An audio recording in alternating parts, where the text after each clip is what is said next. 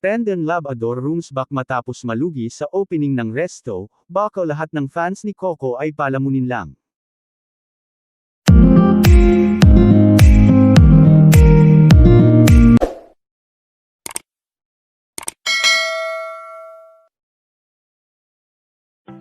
Since nilangaw ang opening ng kanyang resto ay uulitin na lang ng motivational speaker na si Rendon Labrador ang grand opening nito. This, he announced via his official Facebook page. Uulitin ko na lang ang grand opening. Sana masaya lahat ng Coco fans sa Nyori.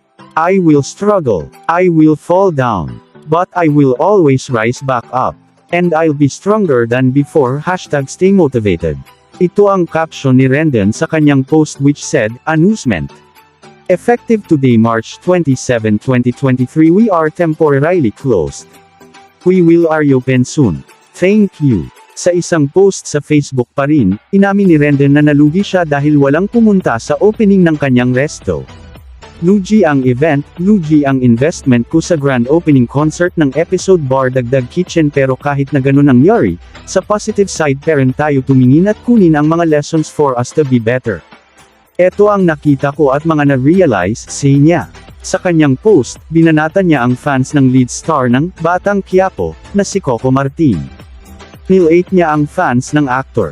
Sunday realizations. Ang assessment ko sa nangyari na zero ticket sales sa grand opening concert ng at episode of Bar Kitchen kagabi ay ito. Una, masyadong madamdamin ang fans ni Coco. Personal ako. Pangalawa, baka lahat ng fans ni Coco ay palamunin lang, kaya kahit 2,000 ticket ay hindi ma-afford. Ibig sabihin lahat ng fans ni Coco ay mga walang pera.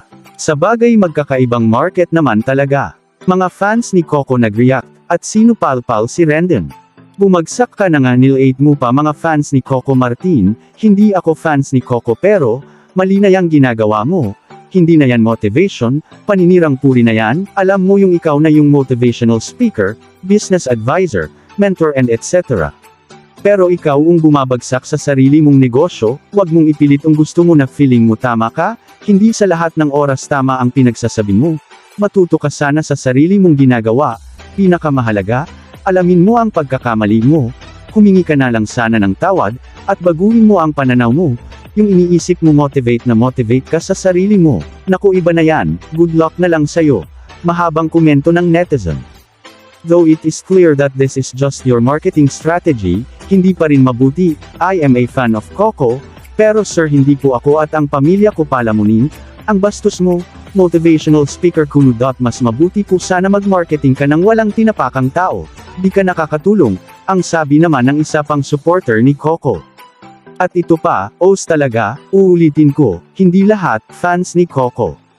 Bakit sila ang pinag-iinitan mo, at bakit sila ang sinisisi mo sa pag-flop ng event mo? Bakit di mo tanungin yung mga loyal at sumasamba sa katangahan kung bakit di sila bumili ng ticket mo? And para sa kabataran mo, kahit ako, di ko aaksayahin ang pera ko sa pangtoma at panggimik, kahit paanden pa mga gusto kong artist o performer. Mas mahalaga sa akin ang may makain ako sa araw-araw, may pambayad ng kuryente, tubig, wifi lalo sa iba na afford at iba pang bayarin sa bahay. Yung iba may pamilya, may mga anak. Anong mapapala nila sa tickets mo at sa walang kwentang event mo? Sikat ka bang performer para magngangawa ka online? Alam mo ba, what hits you? Car